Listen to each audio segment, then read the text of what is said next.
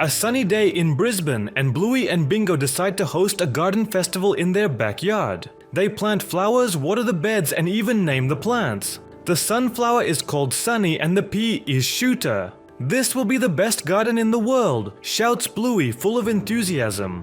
But suddenly the sky darkens, and a strange groan comes from behind the fence. The sisters peek out and see an approaching crowd. Zombies! Green, shambling figures with empty eyes and tattered clothes marching straight toward their beds, munching everything in their path. "Oh no, they want to eat our garden!" exclaims Bingo. At that moment, the plants start to stir. Sunflowers turn their heads to the sun, gathering energy, and walnuts harden into barriers.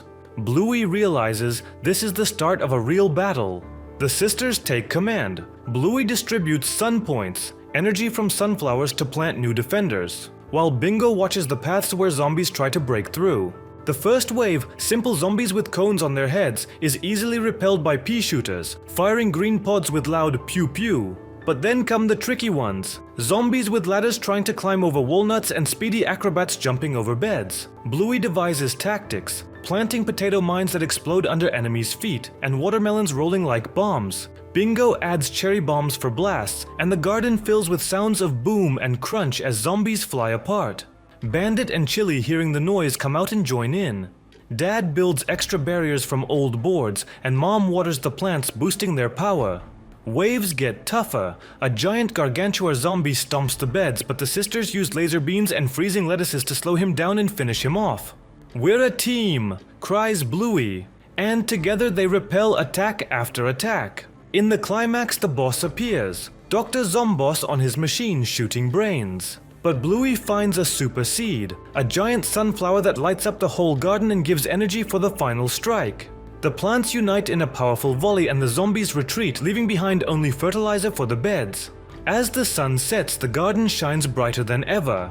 The family celebrates with a picnic among the plants, which now seem like true friends. Bluey and Bingo learn. With creativity and help from loved ones, you can protect your world from any threat. The next day, they plant new seeds, ready for more adventures. The episode begins like any other sunny morning at the Healer House, with Bluey and Bingo joyfully playing in the living room. Suddenly, they stumble upon a large antique mirror that seemingly was never there before. Bandit and Chili are in the kitchen, preoccupied with their own tasks, paying no attention to the children. And this is where things start to go wrong.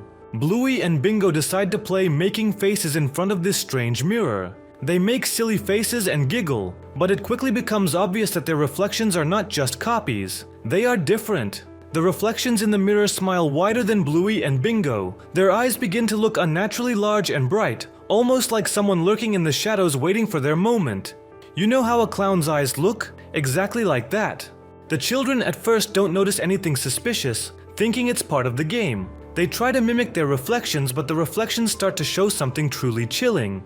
Bandit and Chili appear in the mirror, but their faces are distorted with fear, and their smiles are painted on, empty. They look miserable, almost like lifeless mannequins. Then, the parents' figures in the reflections suddenly vanish, leaving only the empty, sinisterly smiling reflections of the children. Bluey, sensing that something is deeply wrong, tries to touch her reflection, but instead of touching, her reflection sharply pushes her hand away. And you wouldn't believe it, a faint red streak resembling blood appears on the mirror. It was impossible and unnatural. Bluey and Bingo step away from the mirror, but the nightmare is just beginning. Their own faces slowly, almost imperceptibly begin to distort, mirroring the sinister smiles of their reflections. Their voices, when they try to speak, become deeper, raspier, completely unlike the sweet puppies they are. And then the most unsettling part happens. The background of the room slowly, inexorably begins to transform into a dark, damp sewer. The sounds from the cartoon gradually morph into dripping water, muffled footsteps, and a quiet, sinister giggle that seems to come from everywhere, enveloping the entire space. The final shot, the camera slowly, agonizingly zooms in on the mirror, and in it, there is no longer a reflection of the room. There is a dark, bottomless well. And for a moment, just a second, from that abyss emerges a single, huge, predatory yellow eye. Then the episode abruptly cuts off, the screen filled with a deep, dead black. There's a lost Bluey episode only whispered about. They call it The Staircase That Wasn't There.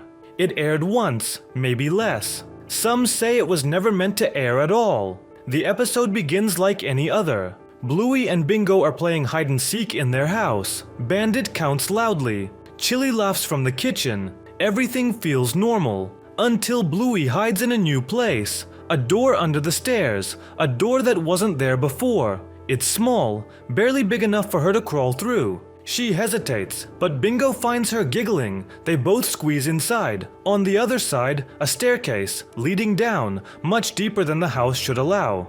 The walls are bare concrete. The air smells damp and cold. The steps seem to stretch forever into the dark. Bingo jokes maybe it goes to the center of the earth. Bluey laughs nervously. They descend, step after step. The light behind them fades. The house above seems to vanish. The further they go, the colder it gets, and the darker. Their voices echo strangely. The stairs twist and turn, sometimes leading sideways, sometimes looping. They find doors along the way, small wooden doors, each one slightly ajar. Behind them, things move, shapes, figures they can't quite see. Bingo gets scared. She begs to go back. Bluey agrees, but when they turn around, the staircase behind them looks different. The steps are cracked, broken. The path they came from, gone. Only more stairs leading down. They keep walking. They pass a window set into the stone wall. Outside it shows their house, but wrong. The sky is red. The trees are twisted. No one is there, just emptiness. Bingo starts crying. Bluey promises to find a way back. They keep going, down, always down.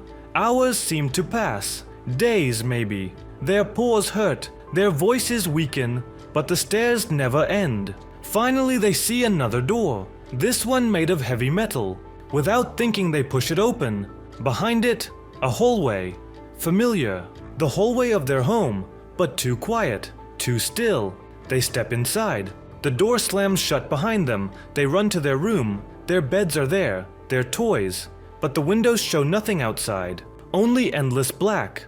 The final scene shows Bluey and Bingo lying in bed, wide-eyed, listening in the distance the sound of slow, heavy footsteps, climbing the stairs, getting closer. The screen fades to black, no music, no voices, only the sound of steps, never stopping. The morning in the Healer household began as usual, filled with sunshine and laughter. Bluey and Bingo chased each other around the yard, while Bandit, their dad, sipped coffee on the veranda, watching them with a smile. Chili, their mum, joined him after finishing her morning tasks. Everything was perfect and familiar, but then an unusual parcel appeared on the porch. There was no return address, just a plain brown box as if hastily packed. Curiosity won out and Bandit opened it. Inside, to Bluey's utter delight, lay a brand new shiny figurine. It was a Labubu bright pink with its pointed ears and characteristic toothy bared grin. Bluey immediately snatched it up, hugged it close and named it Smiley. She was thrilled. Smiley instantly became her shadow. Wherever Bluey went, Labubu was there on walks, during games, even sleeping beside her on her pillow. Her joy was infectious and her parents saw nothing wrong with it. However, very soon inexplicable things began to happen in the house. First, it was minor disappearances. Bandit's favorite pen, Chili's hair clip, Bingo's toy block. No one could figure out where these items went.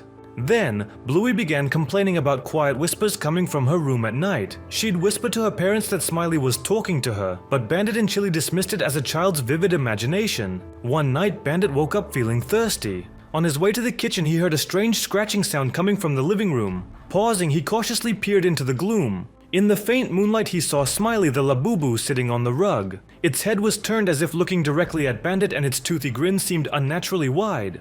Bandit blinked and the figurine was motionless again, seemingly in the exact same spot. He convinced himself he was just tired. But the unease grew. Bluey's behavior began to change. She became withdrawn, often retreating to a corner of the room, whispering to Smiley. Her usual boisterous games took a back seat. Now she preferred to sit still, stroking the figurine.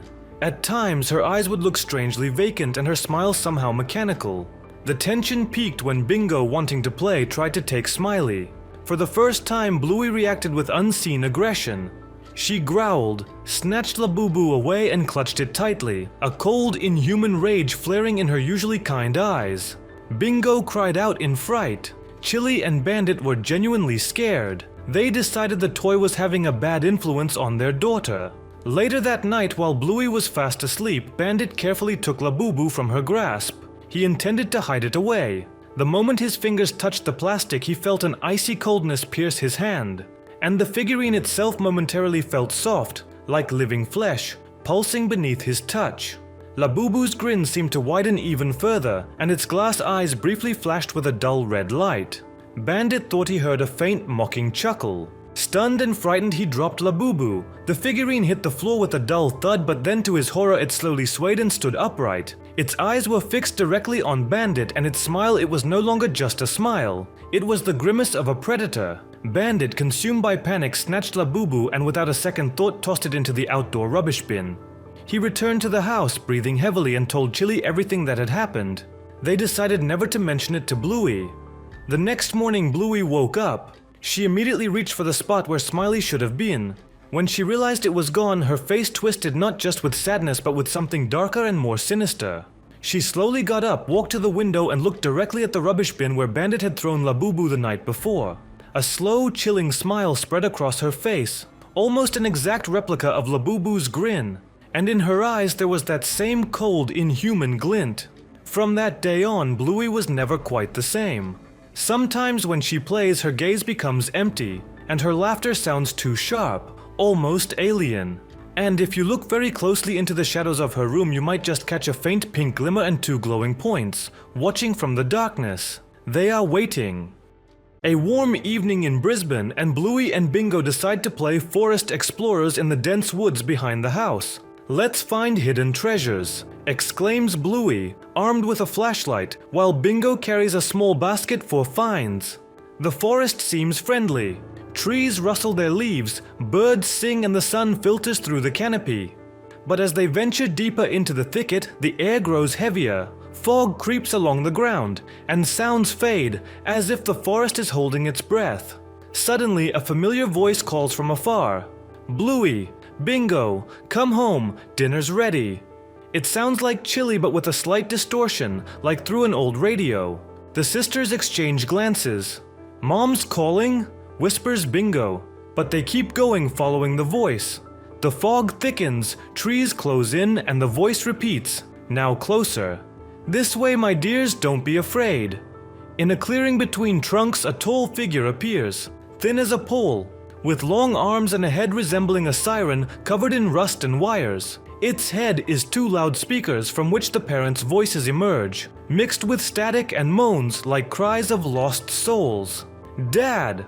calls Bluey, but the figure, Siren Head, doesn't respond. It just stands motionless, its body quivering like in the wind, and the sirens begin mimicking the sisters' laughter, but distorted and sinister. As they approach, the nightmare intensifies. The voices grow louder, echoing through the forest, imitating cries for help from friends and family. "Bluey, save me!" sounding like Bandit but with a dying rasp. The fog hides the path, trees seem alive, branches reach out like hands, and Siren Head follows them, its steps silent but sirens blaring, deafening and disorienting.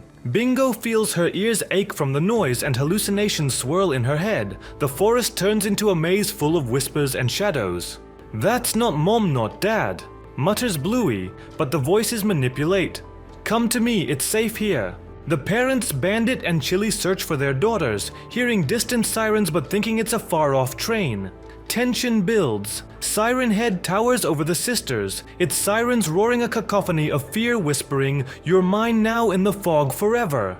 The fog thickens. Voices become unbearable, causing the sisters to lose orientation. But at the last moment, Bluey shouts, "These aren't real voices!" and they run toward the light, breaking through the illusion. The figure retreats into the forest depths but doesn't vanish. The ominous finale. That evening, as the family dines, a siren echoes from the woods, mimicking Bluey's laughter, and a tall shadow flickers in the fog. The screen fades under the sound of a distant roar, leaving an echo. "Come to me." There's a lost Bluey episode, one that almost feels like a story parents made up to scare their kids. It's called The Nameless Boy. It aired once, if it ever aired at all. Some say it showed up on early morning TV without warning. The episode starts with Bluey and Bingo at the park. It's a cloudy day. The colors are muted. The air feels heavy. They play on the swings, the slides, the usual games.